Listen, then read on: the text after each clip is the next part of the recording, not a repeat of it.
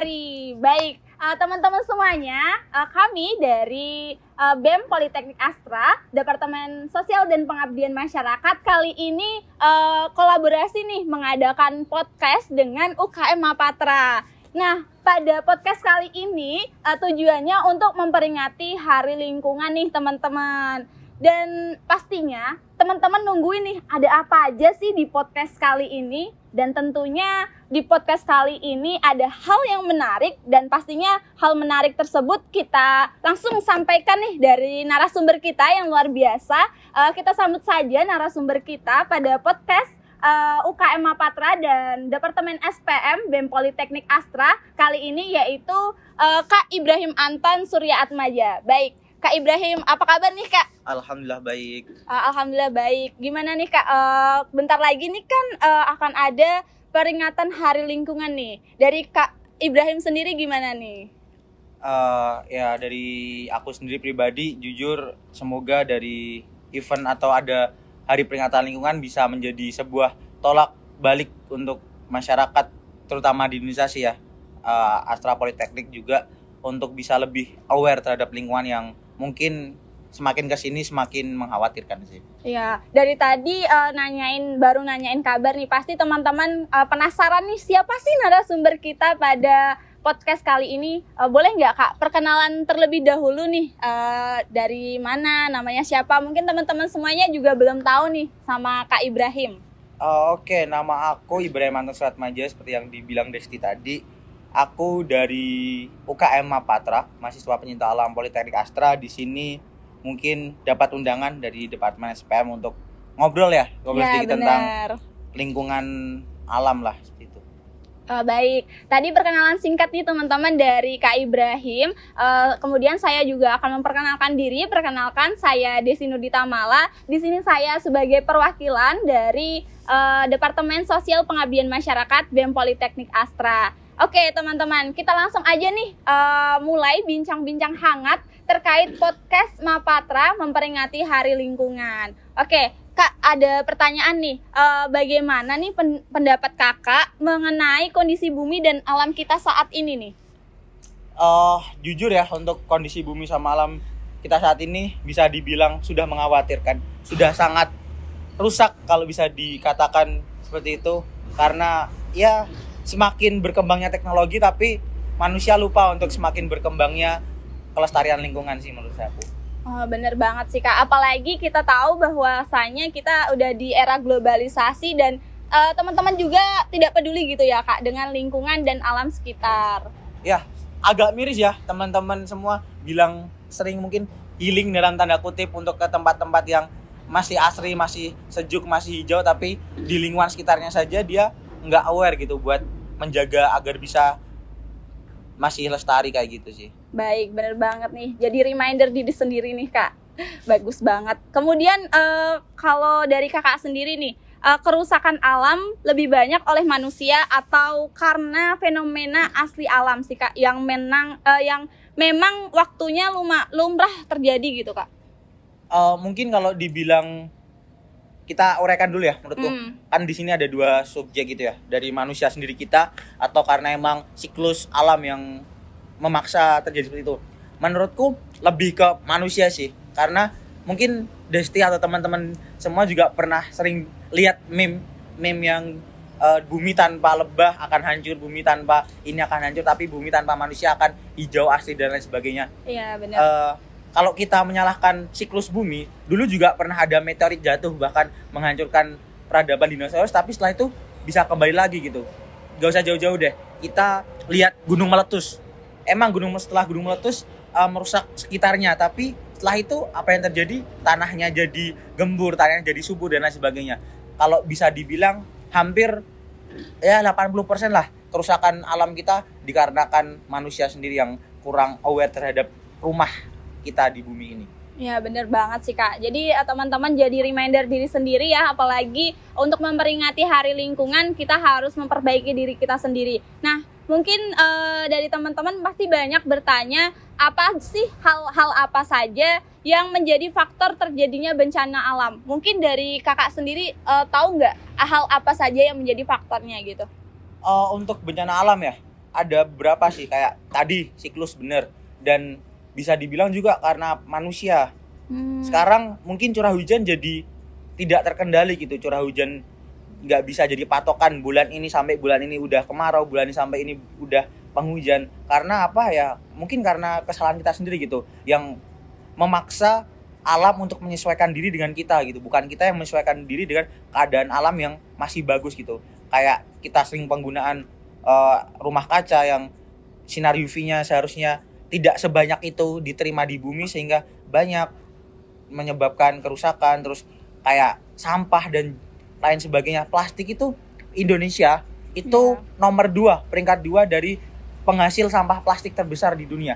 Itu bukan predikat yang bagus sih, tapi sangat nyesek di hati gitu. Kayak kita sebagai negara yang masih banyak lahan hijau, sering dikatakan agraris, tapi penghasil sampah plastik terbesar gitu. Itu bisa jadi sebuah sumber atau masalah untuk fenomena alam ataupun bencana alam itu sih. Iya Kak, benar banget. Nah, tadi ngomongin bencana alam, pastinya dari Kakak sendiri nih, apa sih Kak yang sudah Kakak lakukan untuk alam kita saat ini gitu? Dari aku sendiri ya, mungkin nggak saya pribadi. Kalau pribadi, apa sih yang bisa dilakuin diri kita sendiri kecuali kita bersama-sama teman-teman? Ya, mungkin aku beberapa kali sih udah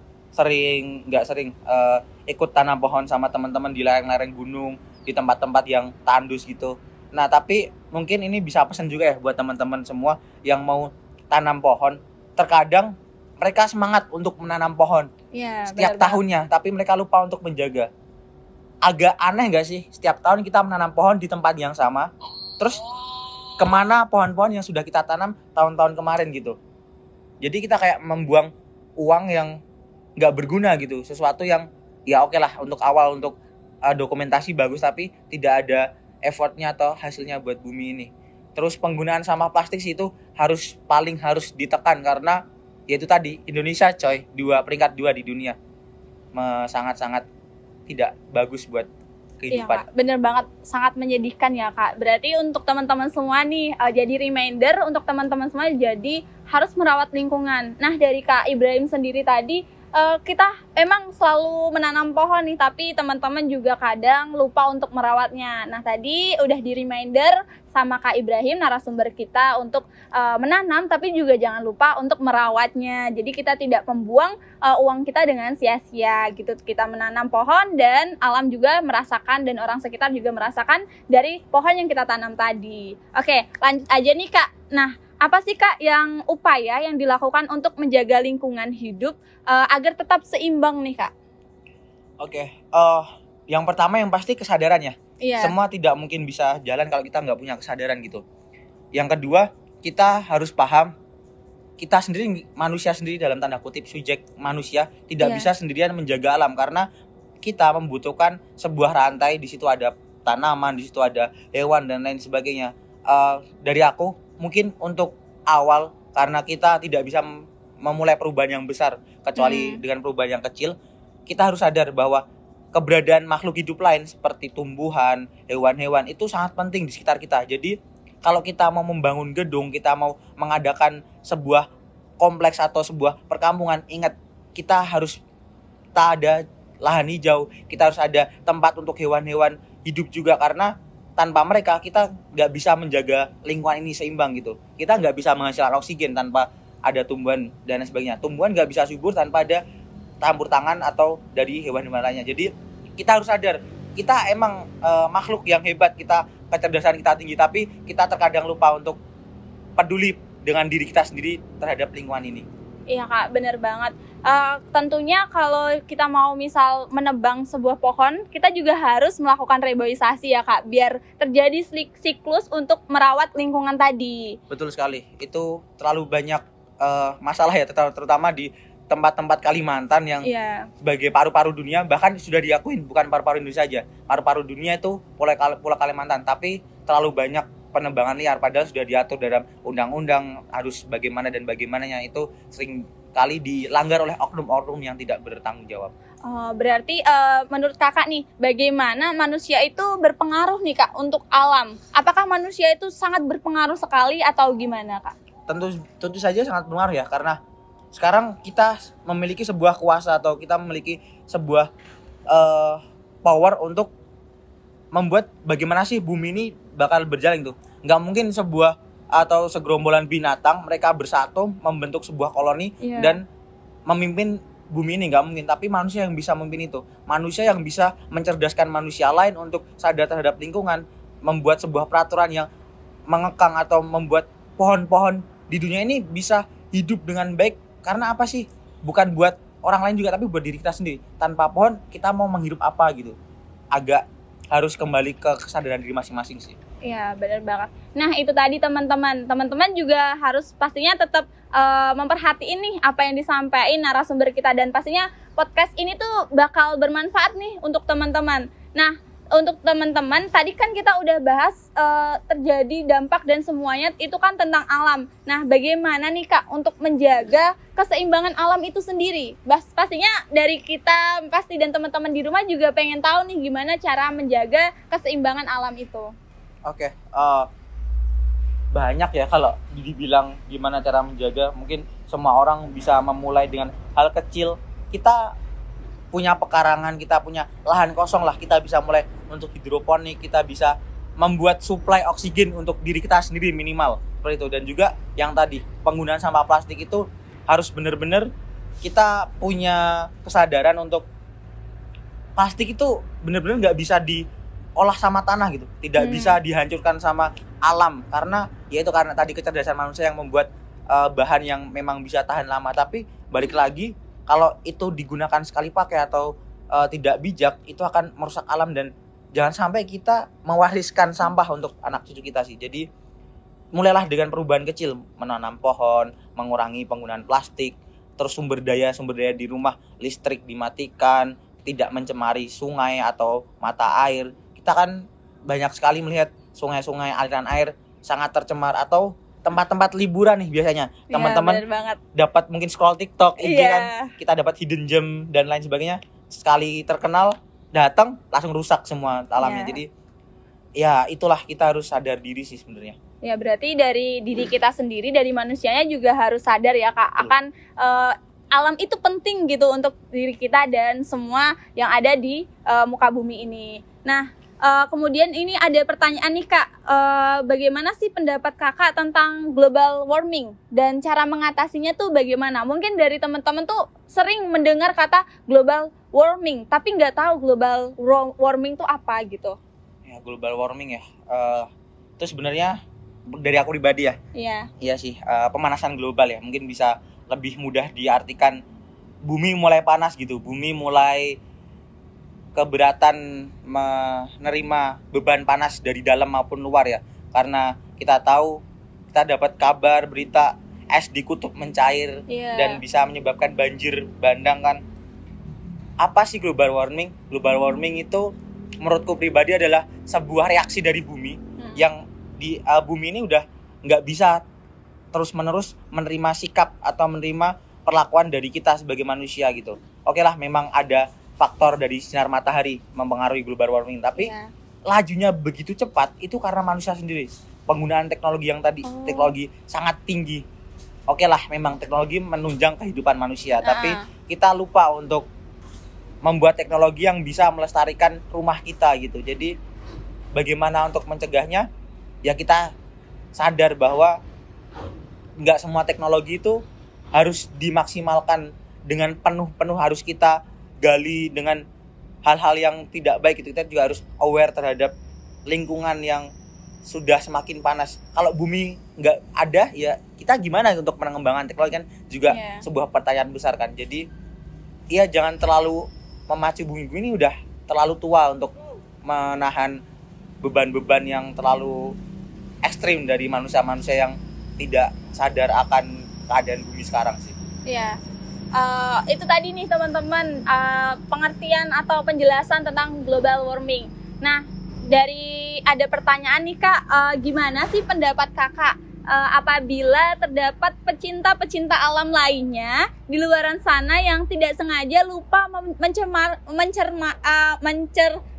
mencemarkan lingkungan yang ada di sekitarnya gitu Kak? Kita ambil konteks kalimatnya ya, pecinta alam. Iya. Sekarang terlalu banyak orang-orang yang mengatasnamakan dengan mudah mengatasnamakan mereka pecinta alam tapi tidak tahu esensinya gitu. Bisa diambil contoh mungkin kalau Desti atau teman-teman semua suka naik gunung. Naik gunung sebelum tahun 2010-an, sebelum tahun 2015-an lah mungkin, itu masih sepi di atas, masih hening. Orang-orang naik gunung tuh emang karena mereka ingin mencari suasana menyendiri, suasana tenang untuk berpikir, untuk merefresh dari kepenatan di kota. Tapi sekarang coba kita naik ke Merbabu, kita naik ke Semeru, bahkan gunung yang dibilang tinggi di Pulau Jawa, di sana rame. Di sana tidak dapat ketenangan lagi. Dan ironisnya di gunung-gunung itu setiap tahunnya sampah bertumpuk di sana. Yang dimana seharusnya gunung menjadi tempat bersih dari sampah-sampah manusia. Sekarang karena lifestyle, orang bilang naik gunung untuk konten, naik gunung untuk pemenuhan Instagramable lah katanya. Nah itu sih pecinta alam yang konon katanya ya mereka cinta alam tapi hanya untuk pemenuhan hasrat pribadi sih. Menurutku itu ya harus kesadaran lagi, harus belajar lagi kalau boleh saya bilang. Saya bukan menggurui ya, tapi itu apa yang aku lihat dari sebelum tren naik gunung ini hingga sekarang yang masih banyak orang-orang naik gunung hanya untuk kesenangan pribadi sih. Iya, benar banget sih, Kak. Nah, kemudian pesan nih, Kak, untuk teman-teman semua, untuk pemuda seumuran dan seperjuangan kita mengenai perubahan alam yang terus-menerus. Nah, pesan dan kesan Kakak untuk pemuda-pemuda di luar sana, terutama kita nih, Kak, gimana, Kak? Oke, pemuda itu mesin gimana kalau kita semua udah mulai kesadaran gitu, kita bisa mengumpulkan pemuda-pemuda lainnya, kita bisa mengajak teman-teman lain untuk mulai aware terhadap lingkungan. Ya, kita mulai dari hal kecil lah. Kita mungkin ada challenge, banyak sekali sekarang sebuah kanal-kanal atau sebuah web-web yang mengadakan challenge lingkungan gitu, dengan mungkin sehari menanam 1 pohon, menanam 1 biji atau mengurangi karbon dioksida itu. Jadi pesan buat teman-teman semua di rumah, mulailah untuk aware terhadap lingkungan. Minimal lah sebelum kita melakukan tindakan, kita tahu alasan kenapa kita melakukan itu. Karena seringkali kita melakukan tapi karena kewajiban, karena dipaksa, bukan karena kesadaran. Tapi kalau kita udah sadar, walaupun kita belum memulai, belum bisa menambah jumlah pohon, belum bisa menambah pasokan oksigen, setidaknya kita tahu kita tidak boleh membuang sampah sembarangan, kita tidak boleh boros terhadap sampah plastik dan lain sebagainya. Jadi mulailah kesadaran diri dari kalian, karena kita sebagai pemuda yang nantinya akan mengelola negeri ini, bumi ini agar bisa lebih baik. Ya, benar banget. Nah, mungkin itu tadi teman-teman pesan dari Kak Ibrahim selaku narasumber, itu menjadi penutup pada podcast kita kali ini. Nah, mungkin dari teman-teman semuanya, terima kasih banyak nih udah nontonin dan pantengin terus podcast UKM Mapatra dan Departemen SPM BEM Politeknik Astra. Kami, saya Desi Tamala dan narasumber pada kali ini Kak Ibrahim mengucapkan terima kasih banyak. Kami mohon pamit undur diri. Kami ucapkan terima kasih. Wassalamualaikum warahmatullahi wabarakatuh. Salam lestari.